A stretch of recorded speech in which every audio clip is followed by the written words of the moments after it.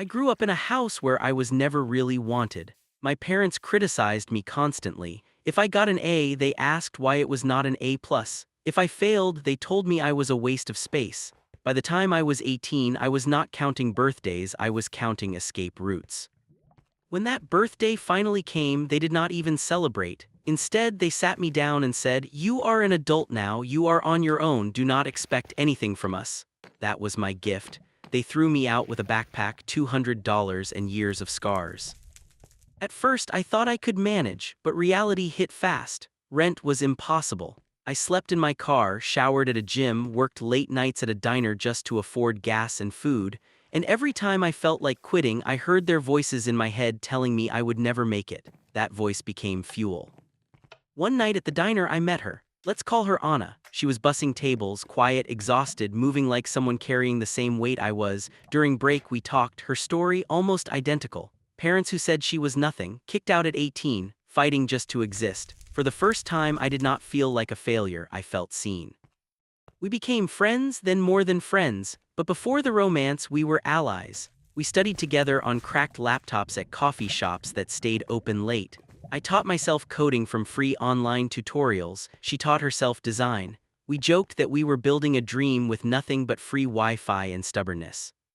At first, the money was not much. A $50 gig here, a $200 project there. But slowly people came back. Word of mouth turned into referrals, referrals turned into steady clients, and steady clients turned into a business. By 27, we had an agency. Small, scrappy, but profitable. We moved from a one-bedroom apartment with a futon into a townhouse. From ramen noodles every night to real groceries, and eventually into a house with rooms we did not know how to fill. We had made it together. Then came the moment that shook us. Kids, becoming parents was everything our childhoods were not. Love, patience, laughter. We swore we would never repeat the mistakes we grew up with, and for the first time, life felt safe, complete. That was when the ghosts of our pasts came knocking. After almost a decade of silence, my parents suddenly reached out. "We have been thinking about you," the message said. "We would love to meet the grandkids." Days later, Anna's parents did the same. After years of harassment and abandonment, suddenly they wanted to play family again. At first, we hesitated, but against our better judgment, we agreed to let them in a little. Maybe people change, we thought. Maybe becoming grandparents would soften them. For a while, it seemed okay. They smiled, brought gifts, took pictures with the kids. We wanted to believe it was real. But the truth revealed itself. I overheard my parents whispering one night, "He owes us. After everything we did for him, he cannot just cut us out now."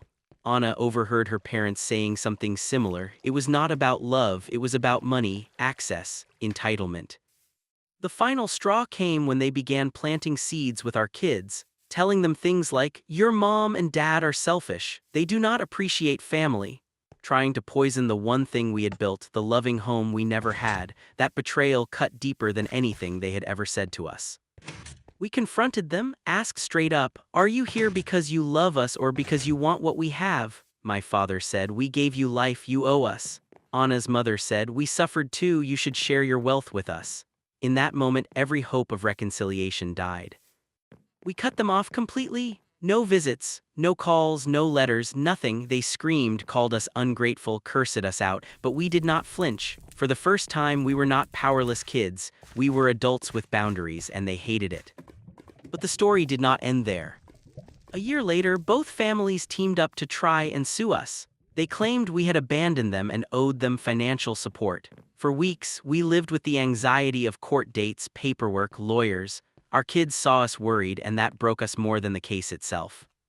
But when we finally stood before the judge, the truth came out, our past, their abandonment, their sudden reappearance when money entered the picture. The judge did not just dismiss the case, he scolded them. "You cannot disown your children, abandon them, and then demand access to their success. That is not family." The courtroom was silent. Our parents were humiliated. The case was thrown out.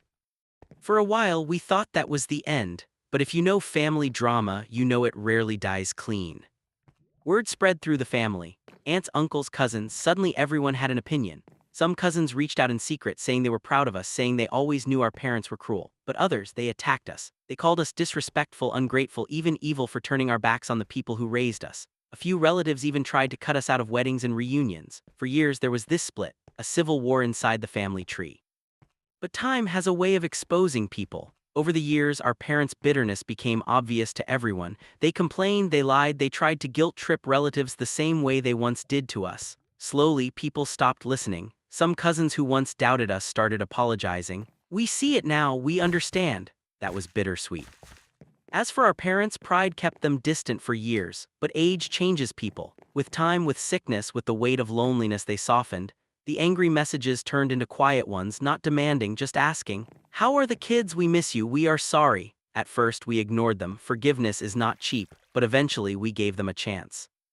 We met in public places, short, careful visits, watching closely, waiting for the masks to slip again, but this time they didn't. They cried, they admitted things I never thought I would hear. "We failed you, we hurt you, we were wrong."